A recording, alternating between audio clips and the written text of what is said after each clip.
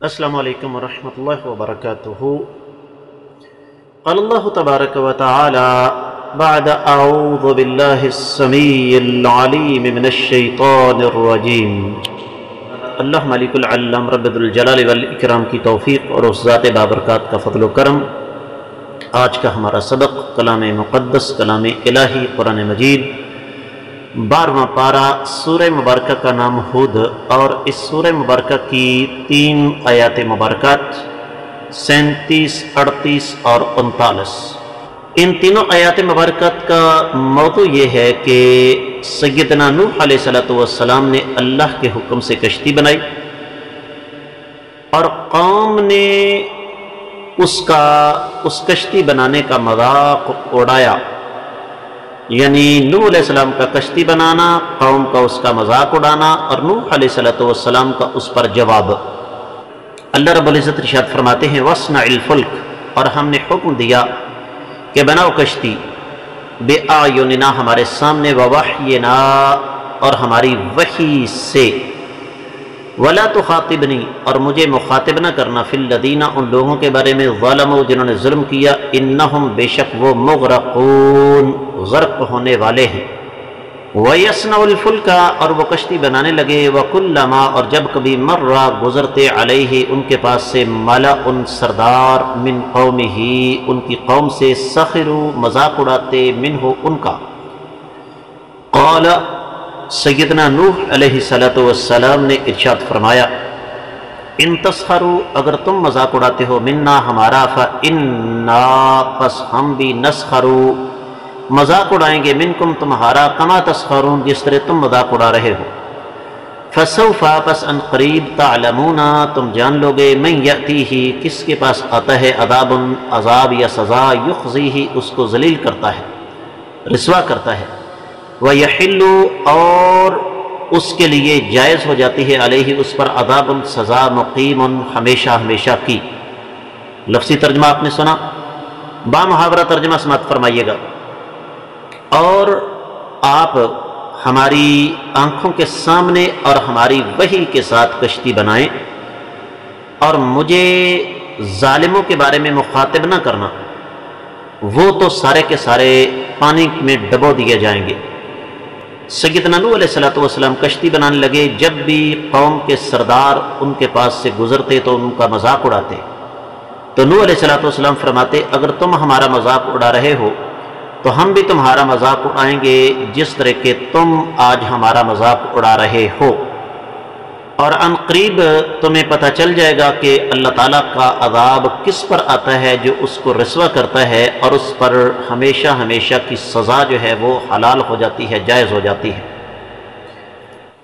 امام ابن کثیر رحمۃ اللہ علیہ نے اس حوالے سے بہت زیادہ تفصیل بیان نہیں فرمائی ہے، بلکہ انتہائی اختصار سے کام لیتے ہوئے ہمارے سامنے 2-3 باتیں رکھی ہیں، وہ میں آپ کی خدمت میں پیش کر دیتا ہوں۔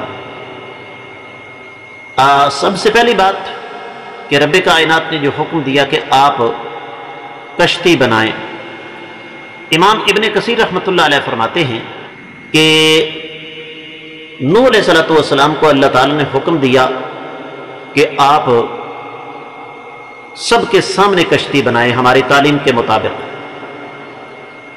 اور اس حوالے سے ابن کثیر رحمۃ اللہ علیہ نے ایک اور بات بیان فرمائی ہے، اور وہ یہ کہ اللہ تعالیٰ نے نوح علیہ السلام کو حکم دیا کہ آپ لکڑی لیں، اس کو کاٹیں، اس کو پھر خشک کریں، اور یہ کام 100 سال میں ہوا،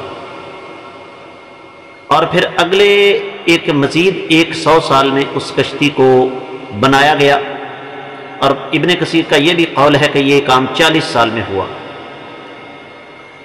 اور یہ جو کشتی تھی اس کی لمبائی بھی بتائی گئی ہے، اس کی لمبائی جو ہے وہ 80 ہاتھ تھی، ہاتھ سے مراد کوہنی سے لے کر آپ کے ہاتھ کی سب سے لمبی انگلی جو ہے اس کے کنارے تک،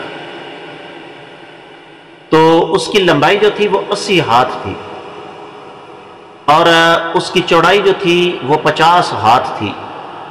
یہ تقریباً آپ کہہ سکتے ہیں کہ آج کے دور میں ایک ہاتھ جو ہے وہ 1.5 فٹ کا ہوتا ہے، بلکہ 2 کا لگا لیں، یعنی 160 فٹ لمبی اور تقریباً 100 فٹ چوڑی۔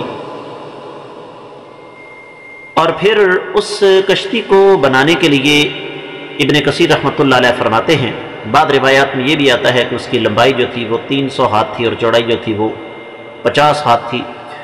امام حسن بصری کا قول نقل فرمایا کہ اس کی لمبائی جو ہے وہ 600 ہاتھ تھی اور چوڑائی جو ہے وہ 300 ہاتھ تھی۔ سیدنا عبداللہ بن عباس رضی اللہ تعالیٰ عنہما کا قول نقل فرمایا ابن کثیر رحمۃ اللہ علیہ نے کہ اس کی لمبائی جو تھی وہ 1200 ہاتھ تھی اور چوڑائی 600 ہاتھ تھی۔ اسی طریقے سے مختلف قسم کے اقوال ہیں۔ اور اس کی اونچائی جو تھی وہ 30 ہاتھ تھی، یعنی بہت بڑی کشتی تھی۔ اور پھر اس کشتی کی 3 منزلیں تھیں اور ہر منزل جو ہے وہ 10 ہاتھ اونچی تھی۔ سب سے جو نچلی منزل ہے اس میں جانور تھے جنگلی، اور درمیان والی منزل پر انسان تھے، اور سب سے اوپر والی منزل پر پرندے تھے۔ اور اس کے اوپر باقاعدہ ایک چھت بھی بنائی گئی تھی۔ پھر ابن کثیر رحمۃ اللہ علیہ نے اس حوالے سے مزید اس کی تفصیل بیان فرمائی ہے کہ سیدنا نوح علیہ السلام نے وہ جو کشتی بنائی اس میں انہوں نے بڑی محنت کی اور انتہائی باریک بینی سے کام لیا۔ اور پھر قوم جب دیکھتی کہ نوح علیہ السلام کشتی بنا رہے ہیں تو قوم طنز کرتی اور نوح علیہ السلام کو جھوٹا کہتی۔ اور اصل بات یہ ہے کہ ان کو اس بات کا علم نہیں تھا کہ ہمارے اس فعل سے نتیجہ کیا نکلے گا، ہم یہ کام کر کے دراصل اپنا ہی نقصان کر رہے ہیں۔ تو سیدنا نوح علیہ السلام نے پھر فرمایا کہ کوئی حرج نہیں، تم ہمارا مذاق اڑا لو، ایک وقت آئے گا جب ہم تمہارا مذاق اڑائیں گے۔ تفسیر ابن کثیر میں جو کچھ بیان ہوا وہ اتنا ہی تھا۔ دیگر کتب تفاسیر کا جائزہ لیا جائے تو اہل علم نے ارشاد فرمایا ہے کہ نوح علیہ السلام نے اللہ تعالیٰ سے یہ بات کہی کہ میں یہ کام کر تو سکتا ہوں لیکن بنیادی طور پر میں بڑائی نہیں ہوں، میں کارپینٹر نہیں ہوں۔ تو جبریل امین نے فرمایا کہ آپ اللہ تعالیٰ کے حکم سے، اللہ تعالیٰ کی توفیق سے کشتی بنائیں۔ اہل علم یہ فرماتے ہیں کہ یہاں سے اللہ تعالیٰ کی ایک صفت ہمارے سامنے آ جاتی ہے اور وہ صفت عین ہے کہ اللہ رب العزت کی آنکھ ہے، اس پر ایمان لانا ضروری ہے۔ اور وحی کا مطلب اہل علم نے یہ بیان فرمایا ہے کہ جس طریقے سے ہم آپ کو بتاتے چلے جاتے ہیں آپ اسی طریقے سے یہ کشتی جو ہے وہ بناتے چلے جائیں۔ لیکن اب ڈیڈ لائن ختم ہو چکی ہے، اب آپ کی قوم کی مہلت ختم ہو چکی ہے۔ اب میں رب کائنات کا آپ کو یہ حق قطعی طور پر نہیں دوں گا کہ آپ اپنی قوم کی مجھ سے سفارش کریں کہ الہ العالمین ان کو معاف کر دیجئے۔ نوح علیہ السلام نے کو بنانا شروع کر دیا تو سردار پاس سے گزرے، کہنے لگے یا نوح کنت بالامس نبیا، کل تک تو آپ نبی تھے، وانت الیوم نجار، آج آپ ترخان بن گئے ہیں، بڑھائی بن گئے ہیں۔ اور پوچھنے لگے کہ ہمارے ہاں تو دور دور تک پانی کا نام و نشان نہیں، کوئی دریا نہیں، کوئی سمندر نہیں، تو آپ یہ کشتی خشکی پر کیوں بنا رہے ہیں؟ تو سیدنا نوح علیہ السلام نے فرمایا میں اس کشتی کو پانی پر چلاؤں گا۔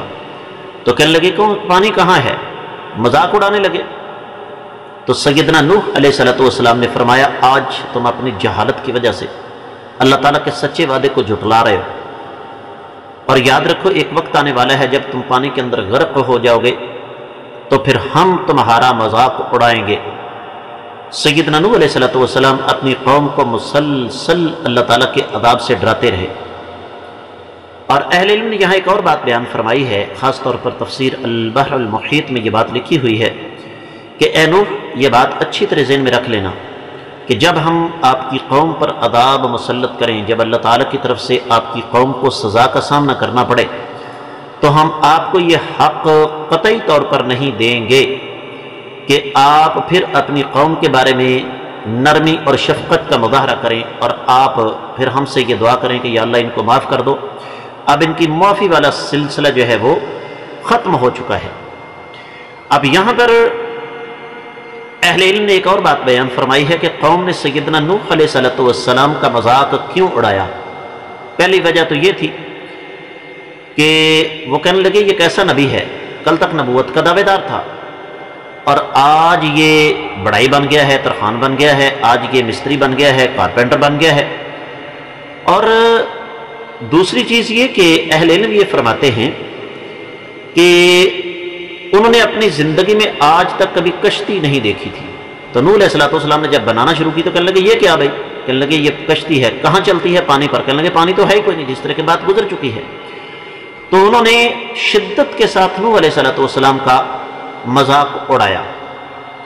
یہاں پر اہل علم نے ایک اور بات بیان فرمائی ہے کہ اگرچہ یہ تفسیری روایات ہیں، ان کے بارے میں کچھ بھی نہیں کہا جا سکتا، کہ چونکہ بڑے بڑے بھاری جانور بھی نوح علیہ السلام نے اس میں رکھے تھے، جس طرح کے ہاتھی ہے، اور پھر بڑے بڑے شیطان جانور جس طرح کے خنزیر ہے، تو رب کائنات نے ان جانوروں کو منیمائز کر دیا تھا، اللہ تعالیٰ نے ان جانوروں کو چھوٹا بنا دیا تھا۔ لیکن جیسے میں نے آپ کی خدمت میں عرض کیا کہ یہ تفسیری روایات ہیں، ان کے بارے میں کچھ نہیں کہا جا سکتا۔ اور اس سے ہمیں ایک اور بات کا بھی پتہ چلتا ہے، اور وہ یہ کہ کبھی بھی اللہ والوں کا مذاق نہیں اڑانا چاہیے، ورنہ من ضحک ضحک علیہ، جو کسی پر ہنستا ہے اس پر بھی ہنسا جاتا ہے۔ تو اس کے ساتھ ہی ان تینوں آیات مبارکات کی مختصر تفسیر مکمل ہوتی ہے۔ اللہ نے چاہا تو آنے والے سبق میں ہم اگلی آیات مبارکات پڑھنے کی کوشش کریں۔